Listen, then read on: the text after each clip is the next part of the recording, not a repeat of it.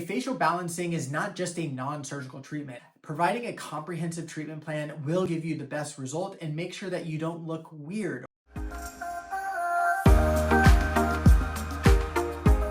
Hi everyone, my name is Brandon Dunn. I'm a double board certified facial plastic surgeon here in beautiful Newport Beach, California, and I am the creator of Dr. Dunn's Neck Guide. This is your neck's best kept secret. And today we're going to be talking about facial balancing and creating the most harmonious possible surgical results for you. The term facial balancing is really just a broad term that basically looks at providing multiple treatments and treating multiple areas of the face to be able to provide the most comprehensive results. When I evaluate a patient, I am always looking at multiple areas of the face to be able to figure out how we can create the most harmonious looking result so that everything kind of blends together and looks like nothing was even done. And honestly, that is the secret of facial balancing, comprehensive treatment plans, and really being able to provide a thorough assessment and a thorough treatment plan. So there are several areas of the face that I focus on when I think about facial balancing and comprehensive treatment plans.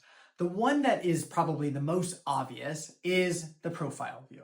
When you look at the profile view, you always want to look at and compare different areas of the face, starting with the hairline, the forehead, the nose, the lips, the chin, as well as the neck, the cervical mental angle of the neck. The cervical mental angle of the neck is an area where the neck and the chin basically turn into a single point. It's this area here. I wish mine was like right there, a little bit higher. So when I evaluate you from the side and evaluate your profile view, I take all of those areas into account. And I want to make sure that they kind of line up and look harmonious and balanced. If one of them is set back a little bit more than the others, or one of it is a little bit fuller than the others, then that's where things tend to catch people's eye and make you look more closely at one area of the face. The goal is to make them all kind of blend seamlessly together and you're not focusing on one particular thing. So a couple of my favorite complementary kind of treatment plans where I am balancing the face is a rhinoplasty, either a lip lift or lip filler, chin implant or chin filler, and liposuction or a neck lift, depending on ultimately your age. So from the side profile, one of the things that you have to always think about is where your chin position is in relation to your lips, your nose, as well as the fullness underneath your chin. This balance together is really important to be able to give you the most natural looking results and make sure that everything blends together as one unit. Then when I look from your face from a straight on, it's really important to kind of balance everything together. The goal of plastic surgery, aesthetic surgery, non-surgical or surgical treatment is really to have everyone focus their attention on the eyes, not really any other features of the face, because that's probably one of the most beautiful structures and it's something that everyone should kind of focus on. So when talking about the eyes, it's important to kind of look at the eyes comprehensively and look at it as a harmonious structure. When I look at the eyes, most people are coming in because they're asking about hoodedness or heaviness of their upper eyelids. They say that they look sleepy or they look tired. The other things that I look at when I'm looking at the eyes is looking at the eyelid position to see if you have something called ptosis, where your eyelid position is a little bit lower, where it does give you the sleepy look.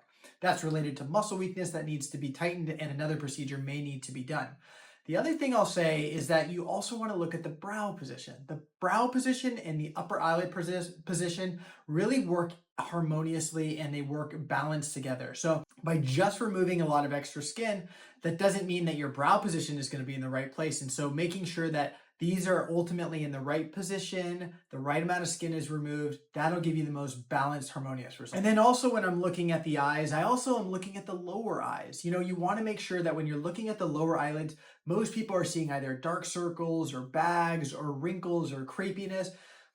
You also have to look at the surrounding structures. As far as the dark circles, you want to look at the tear trough, kind of the depression that is just underneath the eyeball, as well as the cheek volume, the cheek position, to make sure that there's nice fullness and suppleness to your cheeks, as well as kind of your highlighted area. So, typically when I'm talking about lower blepharoplasty, I'm always talking about skin resurfacing, as well as tightening any of the muscle, removing some of the fat, and as well as revolumizing the cheek area with fat grafting. So to the lower cheek, as well as to the lateral cheek. And then one of the other final balancing things that I always talk about is just the overall facial balancing.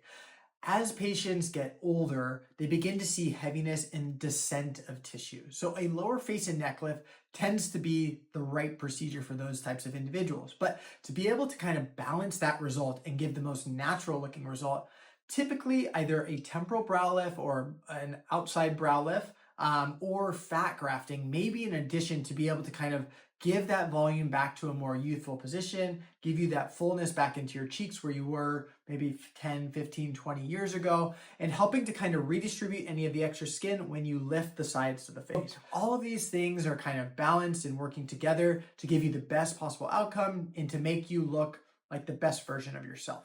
So in summary, I would say facial balancing is not just a non-surgical treatment. Providing a comprehensive treatment plan will give you the best result and make sure that you don't look weird or nothing looks obvious, or make sure that you are happy with your decision. So, that's my goal here. And I want to make sure that you kind of find the right procedures for you and understand the approach of why I'm offering or maybe discussing other areas to complement the main area of concern. So if you have any other questions, leave them in the comments. I've got many other video ideas, but leave other video ideas in the comments and we will create your video soon.